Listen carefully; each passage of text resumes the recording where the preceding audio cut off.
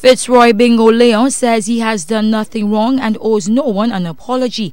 The embattled chairman of the Ambassador's Calypso tent is responding to a request from the St.Lucia Association of Registered Tents.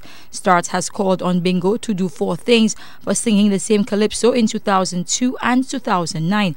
The request includes an apology and a 3-year ban from calypso. I have done nothing wrong, and I really and truly hope those issues we're mentioning here goes up. Start not being registered. I had a situation at Mr. Sempre. Mr. Sempre is no one to talk. So what's going on here right now of the personal attacks is not new. My focus is the development of the art form for St. Lucia, not the personal gain. I get no personal gain from calypso. I work my butt out year in, year out to ensure I run a proper tent and to ensure the calypso art form gets somewhere. But we have others that are in it for what they can get out of it. Bingo says the grounds for his doing what Start recommends, morality, does not hold water in relation to the organization. He says as a non-registered body that has engaged in acts, including those linked to $80,000 paid for calypso 30 that could be considered illegal, Start cannot judge him on moral grounds. The people sitting around Mr. Sempre that want to crucify me at this point, those individuals, the balance of the $80,000 after it paid everything was supposed to have gone to the member tents of Start. So we could have started the 2009 calypso season. Did that happen? I was getting calls from Tony Wilkinson, Bingo, when are the tents getting the money from Start? I didn't know. But when Mr. Wilkinson, Mr. Cecil Charles, and the others collected those monies for their personal work during calypso 30, I didn't know about it. Start and the Calypso fraternity have been criticized for not catching on to what Bingo did until after the story broke in the local media. The Start chairman says this says a lot more about the popularity of the calypsonian in question than it does about the attentiveness or qualification of anyone.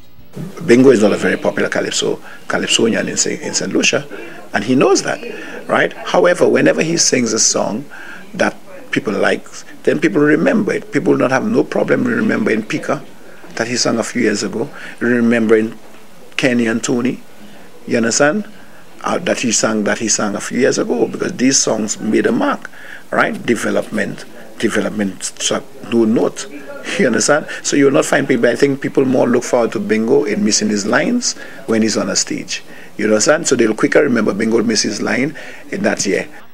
It is these kinds of comments that Bingo says he is defending himself from. He says Start is playing dirty pool and he must now defend himself and his character. Furthermore, what he wants is to see the art form grow from this. But I am still hoping that we can all learn from this situation and ensure that in 2010 and beyond that we do not have any such situation. I am hoping people like Mr. Sempre and Mr. Ellis can come down a notch to what they're trying to do.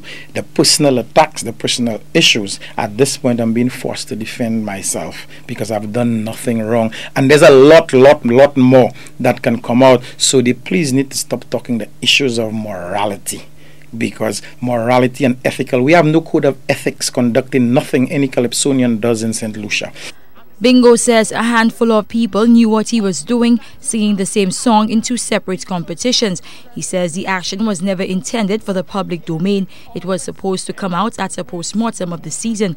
The aim of this exercise, according to him, was to show the need for rules and regulations to govern calypso competition. Meanwhile, his attorneys have written to St. Pre in response to the letter he sent to him on Friday. Carmi Joseph, HTS News, Channel 4.